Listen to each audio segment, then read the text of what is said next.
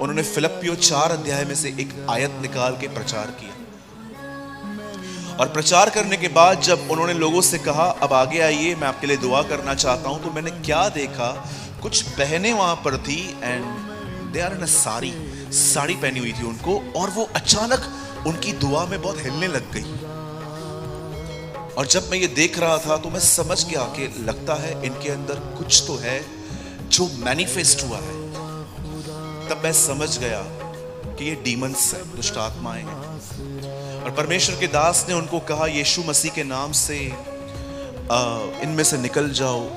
तब मैंने देखा वो रोल कर रहे थे, गिर रहे थे। आपने भी टीवी में बहुत सारी मिनिस्ट्रीज के अंदर ये देखा होगा कि लोग कैसे तड़पते हैं, डीमंस निकलने से पहले कितनी पीड़ाओं को देता है।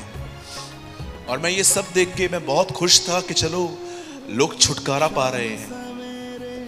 वो मीटिंग इतनी सक्सेस गई, इतनी अच्छी गई कि जिस व्यक्ति ने उस मीटिंग को ऑर्गेनाइज किया था, उस व्यक्ति ने ग्राउंड पे ही उसी परमेश्वर के दास को कहा, उनसे पूछ के अनाउंस किया कि 3 महीने के बाद हम वापस यहां मिलेंगे।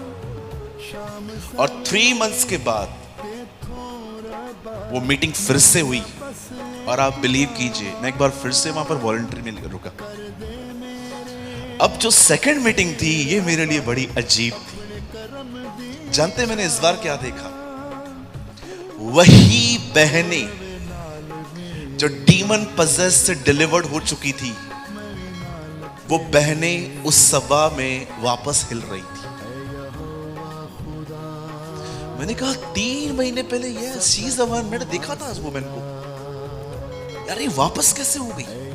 क्या छुटकारा नहीं मिला?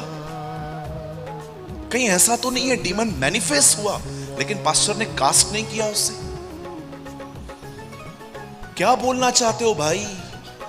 मेरे भाइयों, मेरी बहनों, छुटकारा मिलने के बाद भी कुछ चीजें हैं जो बिलीव विश्वासी को समझनी है।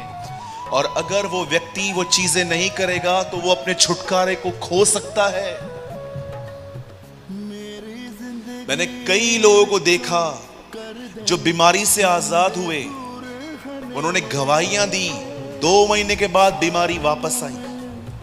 मैंने कई लोगों को देखा है जिन्होंने गवाहियां दी कि मेरा बिजनेस प्रॉस्पर हो गया, 2 महीने के बाद वापस इश्यूज हुए। कभी आपने इस बारे में सोचा है छुटकारा बना कैसे रहता है? मैंने कई भाइयों को देखा जिन्होंने गवाहियां दी कि ब्रदर मैंने लड़कियों के साथ गलत रिश्ते खत्म किए। मैंने कई लोगों को देखा उसके बाद वो 3 गुना अधिक गुनाह में गिर गए।